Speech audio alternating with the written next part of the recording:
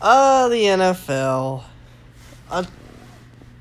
For years, the pigskins have dominated America and have proven that they are America's sport. That was a horrible intro. I'll work on it. Hello, everybody, and welcome to the NFL season predictions. As you can see, I am doing this on Google Slide. Rather than just take nearly an hour to discuss every team, I decided to split it in half. We'll do the AFC this day, and tomorrow we'll do the NFC. So without further ado, I'm Chad's Treat. Subscriptions would be neat. If you want to help make this channel grow, all you gotta do is hit the subscribe button down there.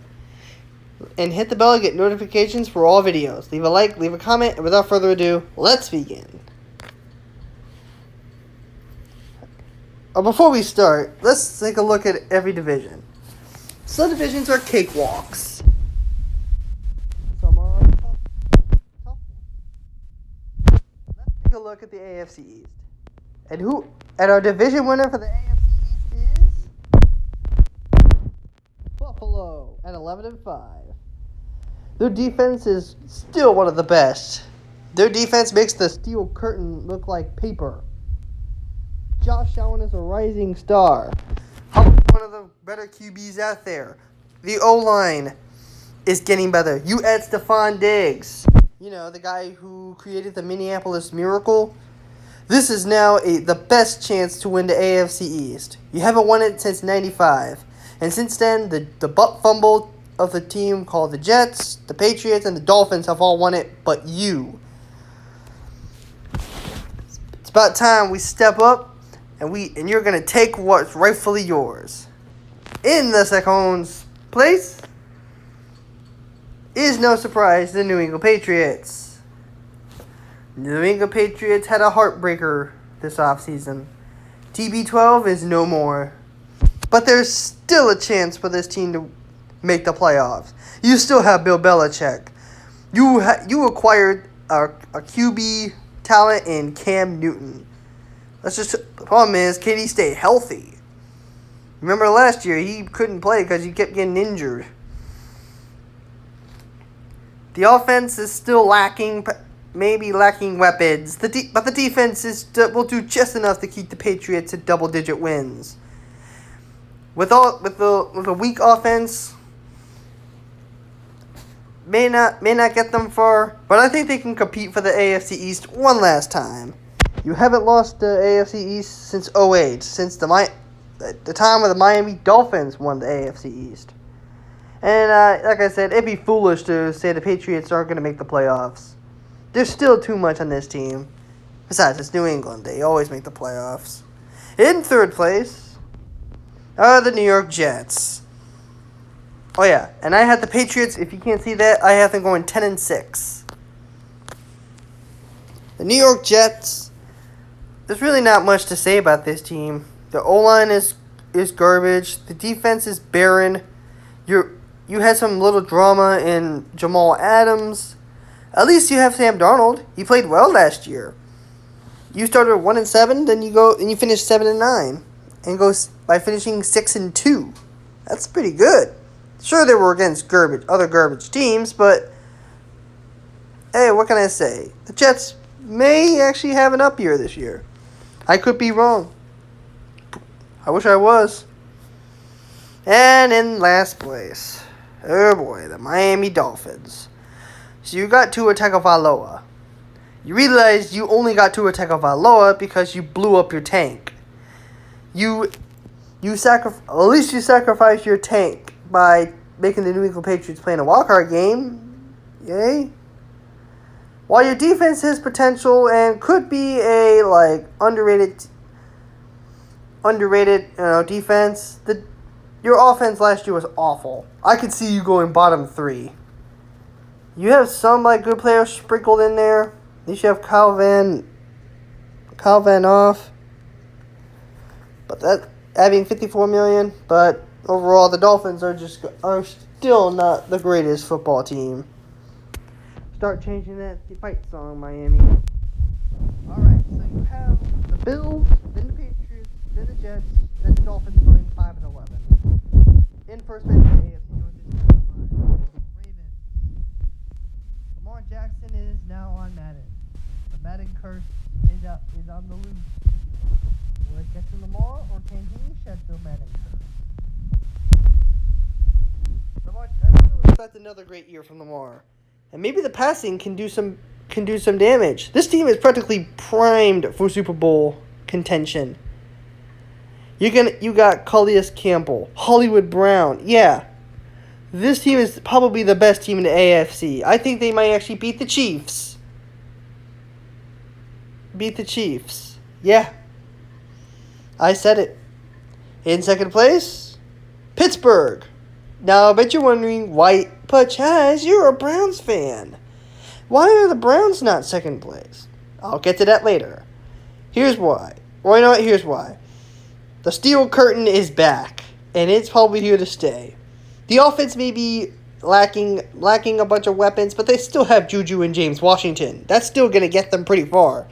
Ben Roethlisberger comes back. The question is he the same QB, or is he, or is he going to be completely shell-shocked because of his, horrible arm injury last year? I think Yinzer Nation may rejoice this year. You heard that urinating tree? You're going back to the playoffs. Hopefully. Headed in third place are the Cleveland Browns, going 9-7. If you don't know, I have the Steelers going 10-6. The Cleveland Browns have probably one of the worst seasons ever. Worse than the 0-16 season. You had so much hype going into the year, and yet you completely implode on yourself because, we all got cocky and let our ego get the best of us. But I think the Browns will be much better. Baker Mayfield must be Baker Mayfield from 2018. Myles Garrett must know not to hit people with football helmets. But other than that, you have talent. OBJ, Nick Chubb, what's his name? So we got him from the Chiefs, but still. And you got a qualified coach in Kevin Stefanski. I see this team going 9-7 and maybe getting the 7th seed.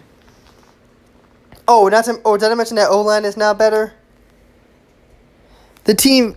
I must have finished that sentence down there. But it's supposed to say added great weapons to the O-line. So be prepared for a rough time with Cleveland. I feel like I can dream. Pinch me, I must be dreaming. And at the bottom of the division are the Cincinnati Bengals going 4-12. Which really pains me to say it because Joe Burrow might be the face for the Bengals for years to come. Other than that, maybe you'll hopefully pay good money to see Ohio Joe and the Dead Football Team revival movie. It's rated G.